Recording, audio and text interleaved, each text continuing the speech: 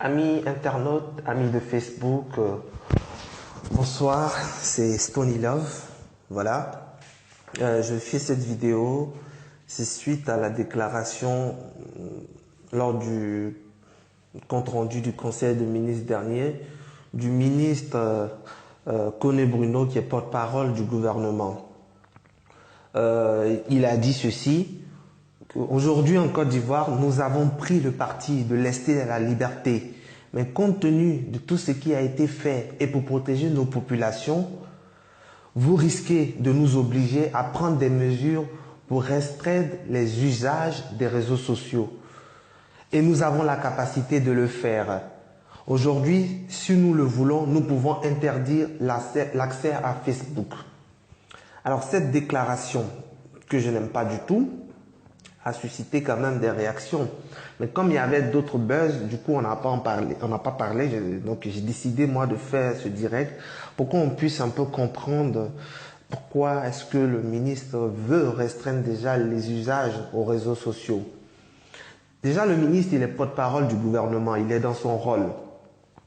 Un porte-parole du gouvernement, il défend, il explique et fait la promotion de l'action conduite par le gouvernement. Du coup, quand on lui pose une question sur les réseaux sociaux, les rumeurs qui sont lancées, il est dans son rôle de faire ce qu'il a à faire, de défendre son gouvernement. Mais, monsieur le ministre, je suis vraiment désolé. Quand vous dites restreindre l'accès aux réseaux sociaux, j'ai envie de vous dire, on restreint quelque chose lorsque c'est accessible. Mais quand ce n'est pas accessible, on ne peut pas parler de restreindre encore. Soit vous allez dire, je ne sais pas moi, supprimer, parce que il faut savoir qu'en Côte d'Ivoire, Internet, c'est encore un luxe par rapport à d'autres pays. Et quand on veut être émergent, il faut déjà commencer par là.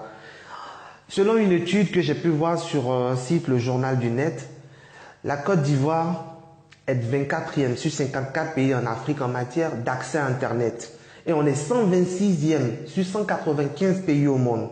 C'est-à-dire que les internautes en Côte d'Ivoire représentent 2,20% de la population, soit plus de 443 000 personnes sur 26 millions d'Ivoiriens.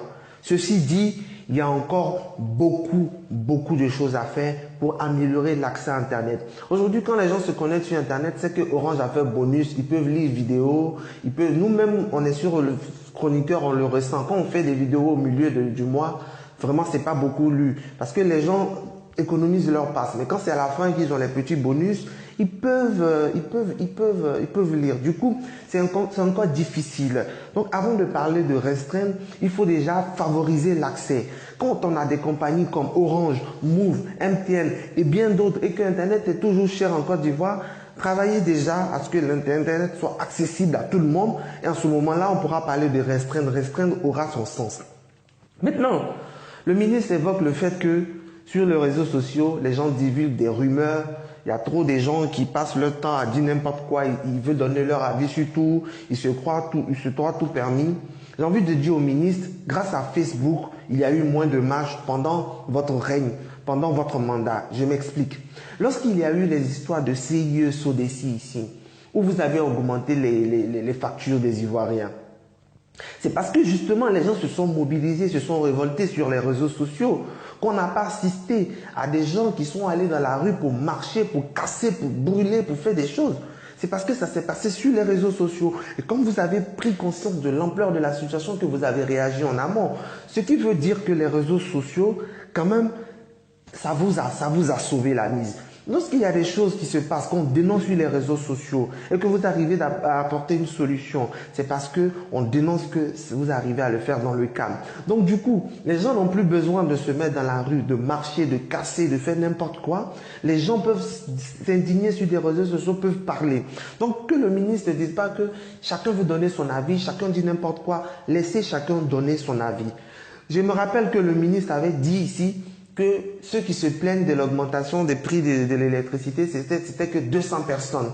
Donc, si tu veux restreindre l'usage de Facebook, tu as tellement peur de ces 200 personnes-là que tu veux tout interdire. Mais tu dis qu'ils sont que 200. Donc, il faut laisser les choses rouler. C'est les 200-là qui te font peur comme ça. Non, monsieur le ministre, je ne suis pas d'accord. Quand vous parlez de rumeurs, mais je suis étonné que le gouvernement qui maîtrise tous les canaux de communication en Côte d'Ivoire, jusque-là, il n'y a pas de libéralisation au niveau de la télévision. Vous avez accès à tout ce que vous devez avoir.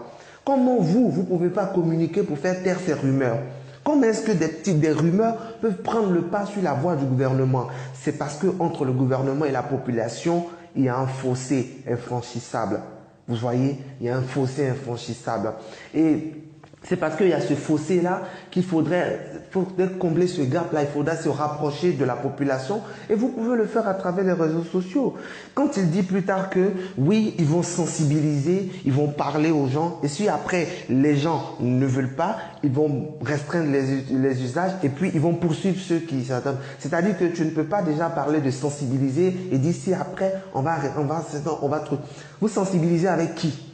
Vous sensibilisez avec quoi? Avec justement les gens qui sont sur les réseaux sociaux, les gens que vous appelez les 200 personnes là, les chroniqueurs là. C'est avec eux que vous pouvez travailler. Donc, pour établir ce lien avec la population, si on dit qu'il y a une rumeur, pour faire taire ces rumeurs là, créer une cellule de communication qui va travailler avec ces chroniqueurs, avec ces pages qui sont suivies par des Ivoiriens qui sont aimés pour qu'ils puissent relayer la bonne information. Comme ça, la population que vous dites qu'on empoisonne avec des rumeurs sur Facebook là, sera en même temps informée aussi des vérités.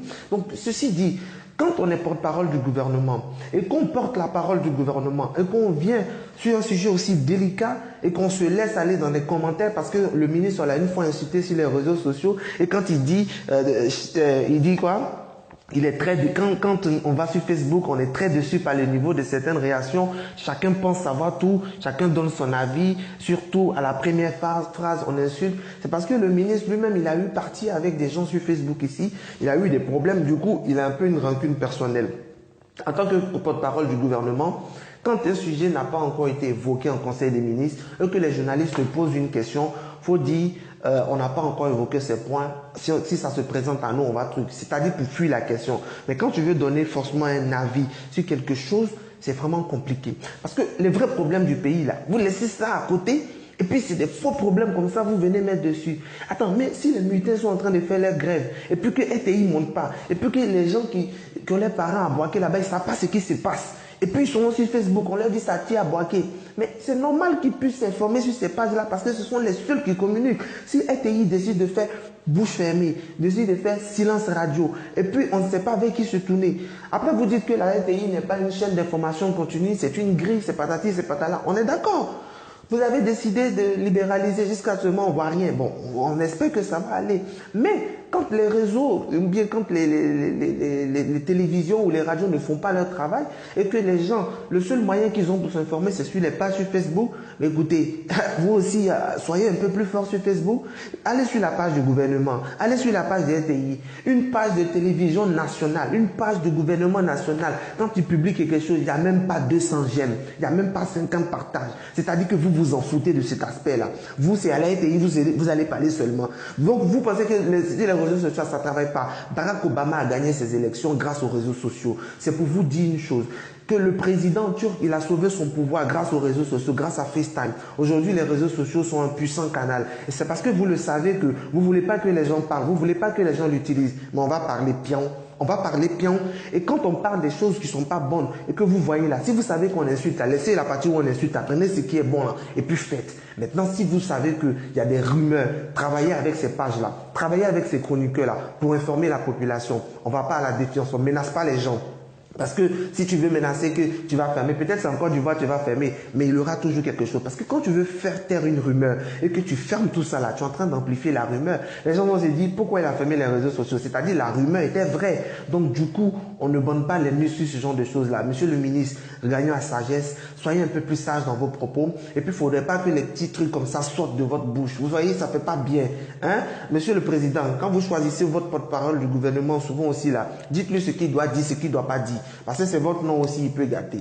Voilà ce que j'avais envie de partager avec vous par rapport à cette situation. J'espère qu'on a été clair, tout a été compris. Si tu es d'accord avec ce message, il faut partager, il va comprendre.